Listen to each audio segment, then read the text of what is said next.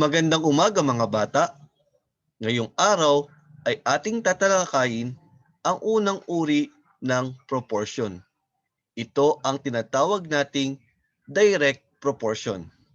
Math 6, Week 2, Quarter 2, Part 1. Ano nga ba ang direct proportion? When one quantity increases or decreases, the other quantity increases or decreases also.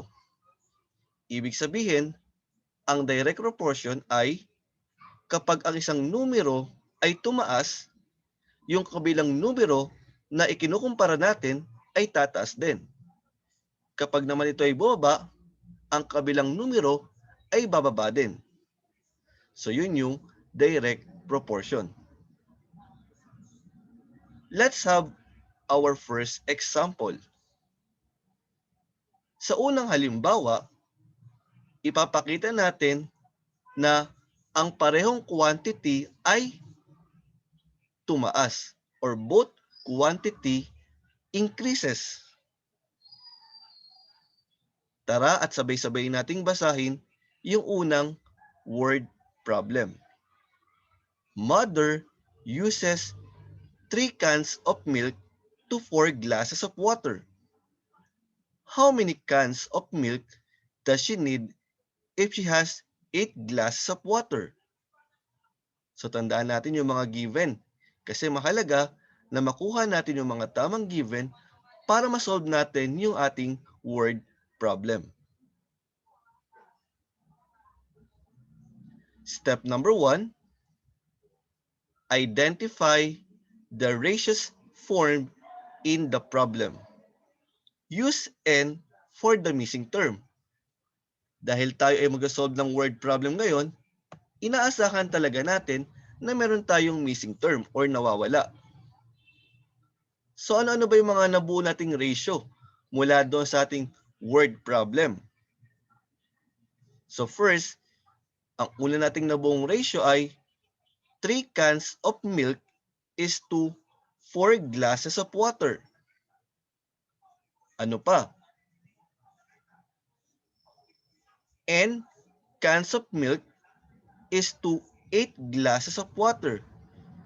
Gumamit tayo ng N kasi nga nawawala yung tamang bilang o yung bilang ng cans of milk or lata ng gatas doon sa ating pangalawang ratio.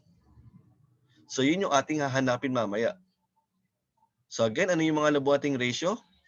3 cans of milk is to 4 glasses of water.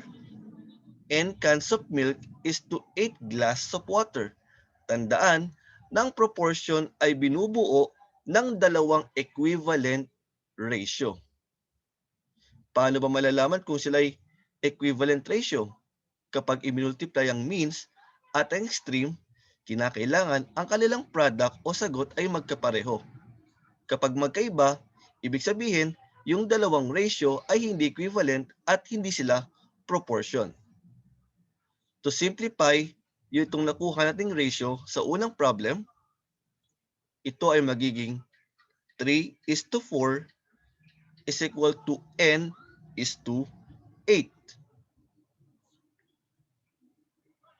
Step number 2. Analyze the given ratios or proportion. So again, we have 3:4 is equals to N:8.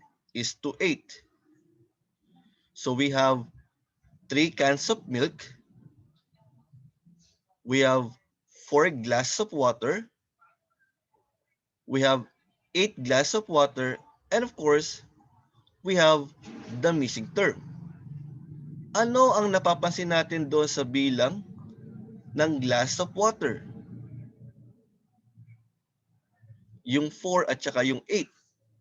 Kung mapapansin natin, mula sa unang ratio na kung saan meron lamang tayong 4 na baso ng tubig or 4 glasses of water, sa kabilang ratio, siya ay naging 8 glasses of water or 8 baso ng tubig. So, ibig sabihin na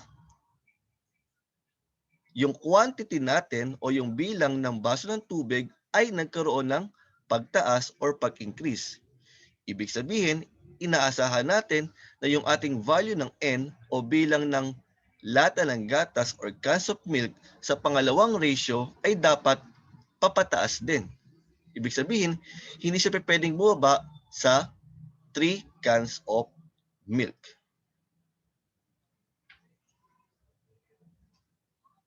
Step number 3.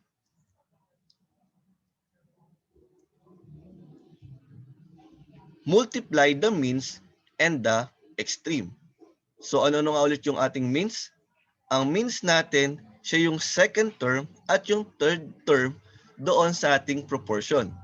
At yung extreme naman, siya yung ating first term at yung ating last term. So sabi dito sa step number 3, multiply the means and the extremes. Dahil ang ating missing term ay nakapaloob doon sa ating means, i-multiply muna natin yung ating extreme dahil sila ay kumpleto na. Nandoon na yung ating first term at yung ating last term. So we have 3 times 8 is equals to 24. Ngayon naman yung ating namang means ang ating i-multiply. So 4 times n is equal to 4n. Nakuha mo ba? Magaling! Let's now proceed sa ating step number 4. Find the missing term. Divide 24 divided by 4n. Saan po nakuha yung 24? Ito yung minultiply natin yung extreme kanina, yung 3 times 8. Saan naman po nakuha yung 4? 4n. Ito yung nung minultiply natin yung ating means, yung 4 times n. Para hindi tayo malito sa pagdi-divide, tanggalin muna natin yung n. So gawin muna natin siyang 24 divided by 4. So kung ano man ang magiging sagot natin or quotient sa 24 divided by 4, siya yung magiging value ng ating n o yung missing term.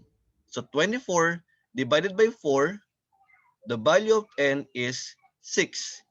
So ibig sabihin, ang ating sagot para sa ating first problem ay 6 cans of milk. So kung makikita natin, tumaas mula sa 3 cans kanina sa unang ratio, sa pangalawang ratio, siya ngayon ay naging 6 cans of milk. So yun yung patunay ng katangian ng direct proportion ay kapag ang isang quantity ay tumaas, ang kabilang quantity rin ay dapat pataas or tataas din. Now, let's move on sa pangalawang example. Sa pangalawang example naman natin, ipapakita natin na yung both quantity decreases or bumaba naman po sila. So sabay-sabay nating basahin yung ating pangalawang problem. Sabi rito,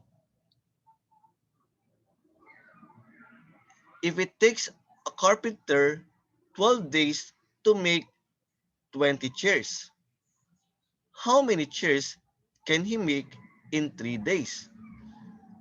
So ulitin natin.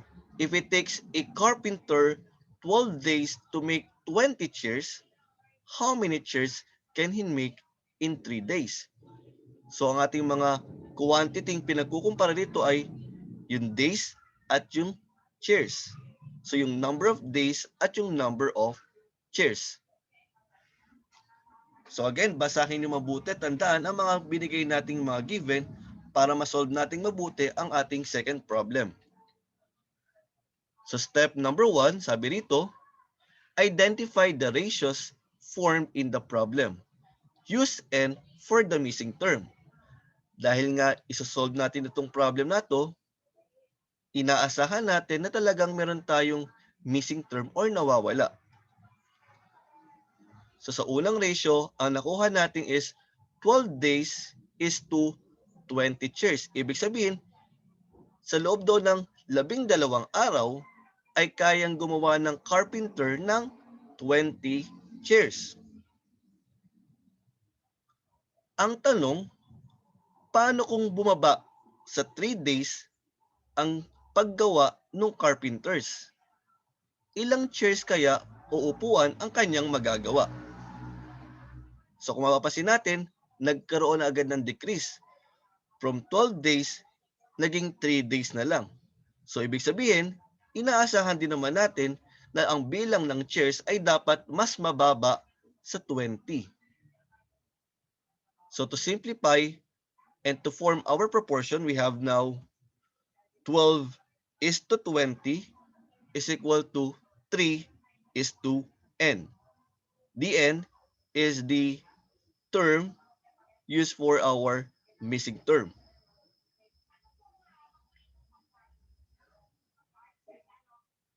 Step number 2, analyze the given ratios or proportions.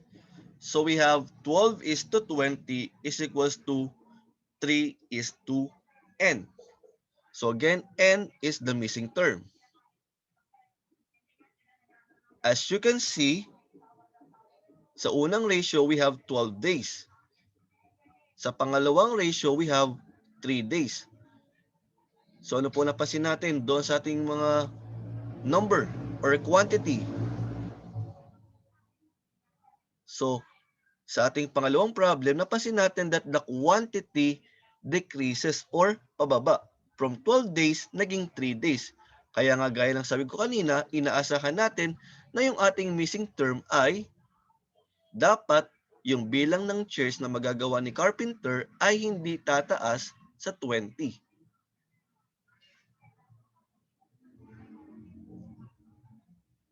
Step number 3. Multiply the means and the extremes. So again, ang means natin ay binubuo ng ating second term at third term. Samantalang extreme naman ay binubuo ng first term at ng last term. Since ang missing term ay nakapaloob sa ating extreme, unahin muna nating i-multiply ang ating mga means. We have 20 times 3 is equals to 60. How about the extreme? So we have 12 times n is equal to 12n. Step number 4. Find the missing term. So to find the missing term, divide 60 divided by 12n. Saan ulit nakuha yung 60? Ito yung product ng ating means. Saan nakuha yung 12n? Ito naman yung product ng ating extremes. So para hindi malito, lisin muna natin yung letter n. Ang gawin muna natin is 60 divided by 12. 60 divided by 12, anong nakuha mong sagot? Tama. Ang value ng n is equals to 5. Magaling. Ngayon naman, ayan. So ang final answer natin ay 5 chairs.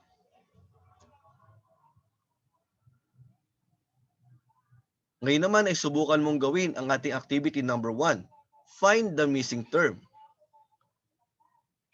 3:9 is equals to n is to 27. Number 2, n is to 8 is equals to 24 is to 16.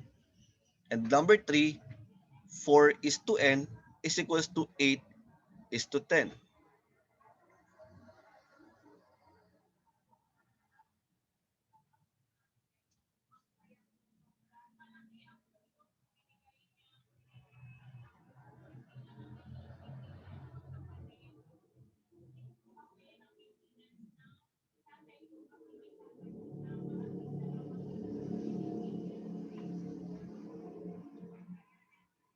Last 20 minutes.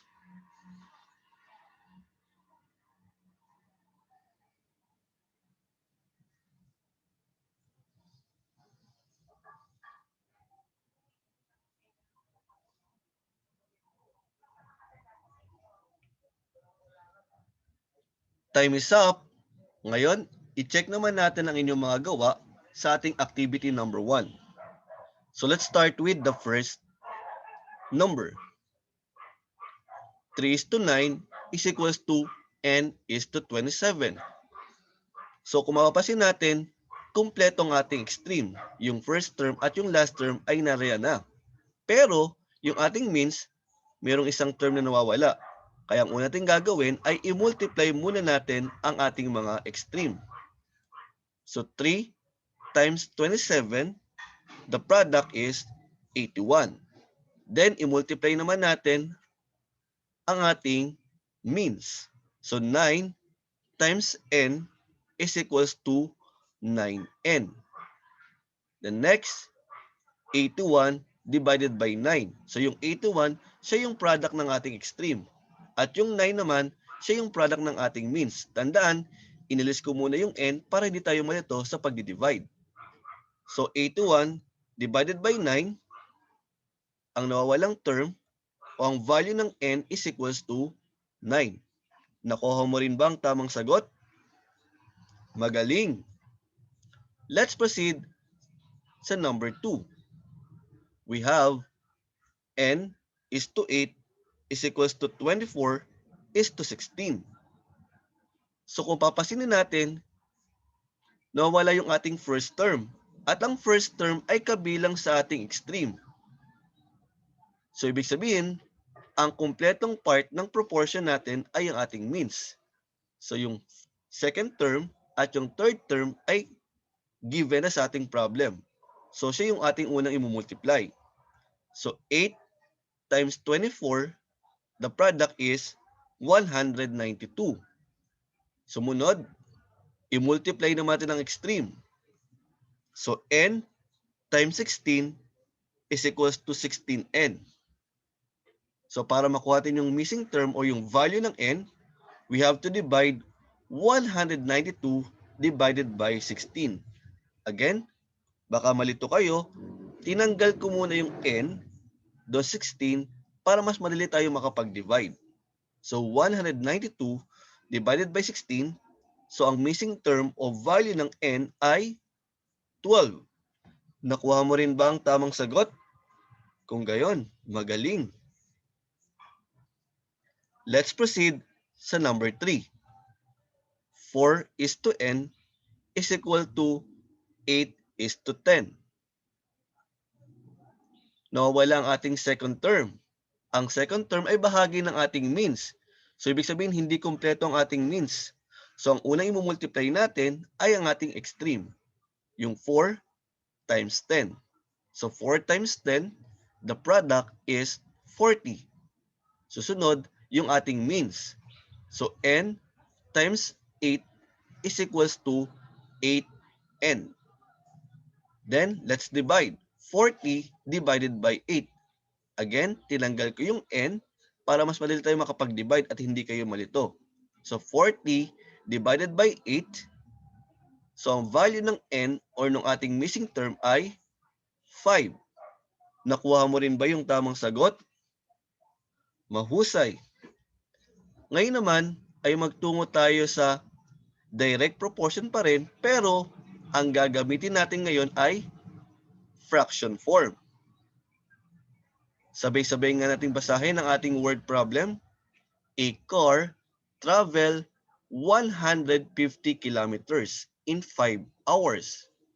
How far can it travel in 2 hours? Ulitin nga natin. A car travel 150 kilometers in 5 hours. How far can it travel in 2 hours? So ano yung mga nabuo nating ratio? So first we have 150 kilometer over 5 hours. Sa pangalawang ratio naman, n over 2 hours. Ibig sabihin, nawawala yung value ng kilometer o yung layo do sa pangalawang ratio. So yun yung ating hahanapin ngayon. Kapag fraction ang ginagamit sa solve ng ating proportion or direct proportion, maaari lamang tayong mag-multiply sa ganitong pamamaraan.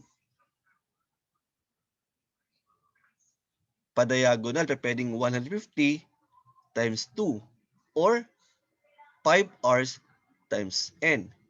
Since doon sa 5 hours nakabilang yung ating missing term, ang una muna nating i-multiply ay ang 150 kilometers times 2 hours or 150 times 2. So, ang nakuha nating sagot doon ay 300. Pagkatapos nun,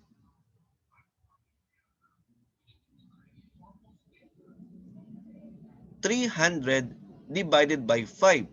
Saan ulit nakuha yung 300? Yung 300 ay nakuha nung minultiply natin yung 150 times 2. Then, di-divide natin sa 5. Saan po nakuha yung 5? Kung mapapasin sa screen, yung binibilugan dyan sa inyong screen, yung 5 hours, yun yung 5 doon sa ating division equation. So, 300 divided by 5, so ang sagot is 60. So, ibig sabihin, 60 kilometers. Okay, the final answer is 60 kilometers. Let's now proceed sa ating another example or example number 2 using fraction form. Sabay-sabay nating basahin yung ating problem. A tailor can sew 6 pants in 2 days. How many days will it take him to sew 18 pants? So ulitin natin. A tailor can sew 6 pants in 2 days. How many days will it take him to sew 18 pants? So ano yung mga nabuhating proportion or ratio dyan sa ating example number 2? So first we have 6 pants over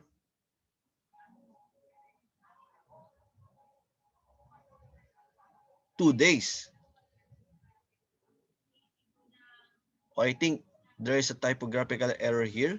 So let's check first if yung problem dapat tayo mag-adjust o yung ating proportion o yung ating nabuong ratio. Then we have 18 pants over n. So gusto nating malaman kung ilang araw kaya magagawa ng tailor yung 18 pants. So again, pwede tayo mag-multiply ng pa-diagonal. Pwedeng 6 pants times n or 18 pants times 3. But since ang ating missing term ay kasama ni 6 pants, so ang una natin i-multiply ay 3 times 18. So again, meron po tayong typographical error sa problem. It should be a tailor can sew 6 pants in 3 days, not 2 days. So 3 times 18, the answer is 54. The next, 54 divided by 6. So saan nakuha yung 54? Nung binultiply natin yung 18 at saka yung 3, the product is 54. Saan naman nakuha yung 6? Yung 6 naman ay yung 6 pants. So kaya 54 divided by 6, the answer is 9. So the final answer for our problem number 2 is 9 days. Now let's check kung kaya na rin bang mag-solve ng direct proportion gamit ang fraction form. So find the missing term. 5 girls over 6 boys is equal to 20 girls over n. Number 2, n over 9 cats is equal to 6 dogs over 3 cats. Go!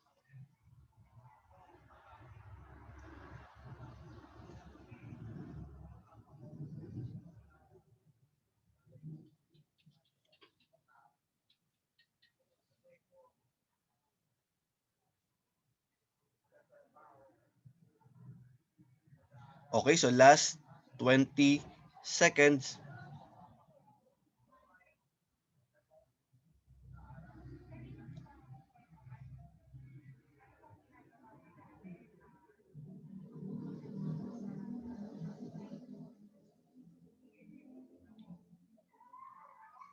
Time is up. So now, let's check your work in our activity number 2. Let's check first. 5 girls over 6 boys is equal to 20 girls over n. So since that kasama ni 5 girls yung missing term, kapag tayo ay nag-multiply pa diagonal, so ang unang i-multiply natin is 6 boys times 20 girls. So 6 times 20, the product is 120. The next, 120 divided by 5.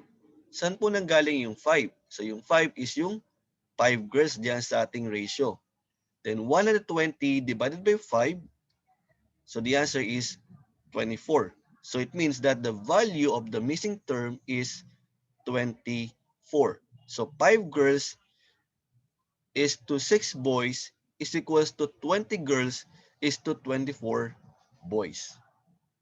Let's proceed now doon sa ating second example.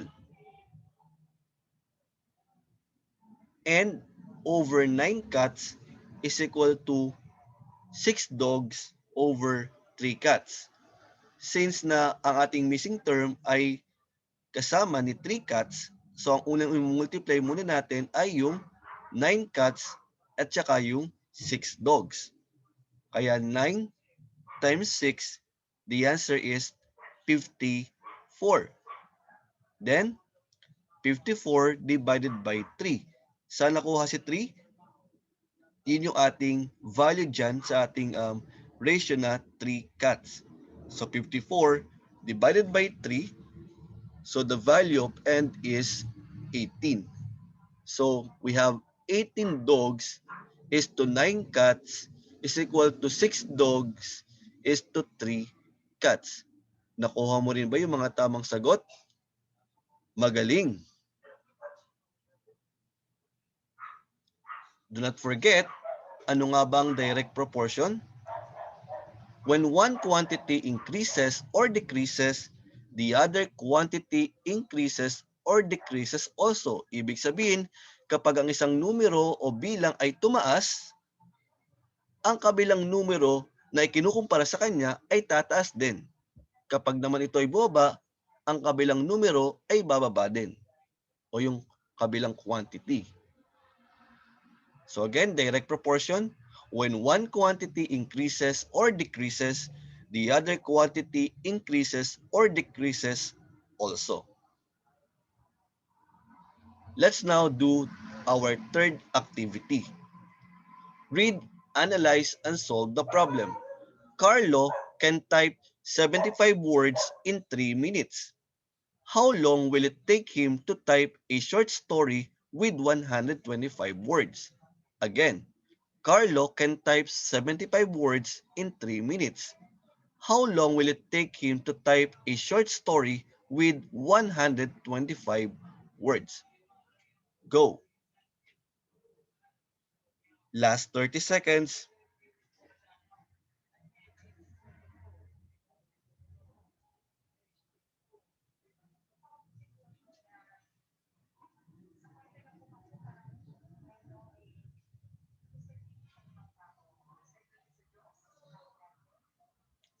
Ten seconds.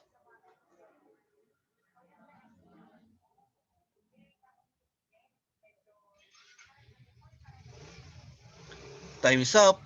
Ngayon naman ay ating sagutin yung ating activity number 3. So ang nabuo nating ratios or proportion ay 75 is to 3 is equal to 125 is to n. 75 words in 3 minutes is equal to 125 words in how many minutes? So siya yung nawawalang term. So since that yung ating last term ang nawawala, ibig sabihin ang ating extreme ay hindi kumpleto. Kaya ang unang i-multiply natin ay yung ating means, yung 3 and 125. So 3 times 125, the product is 375. The next, 75 times n is equal to 75n. And to find the missing term, anong gagawin natin? Divide 375 divided by 75. So wag po kayong magtaka kung bakit nawala si n. Tinanggal muna natin para hindi tayo malito sa pag-divide ng 375 divided by 75. So the quotient is 5. So it means that the value of n is 5 or 5 minutes. May tanong po ba tayo? O nakuha niyo ba ang tamang sagot? Magaling!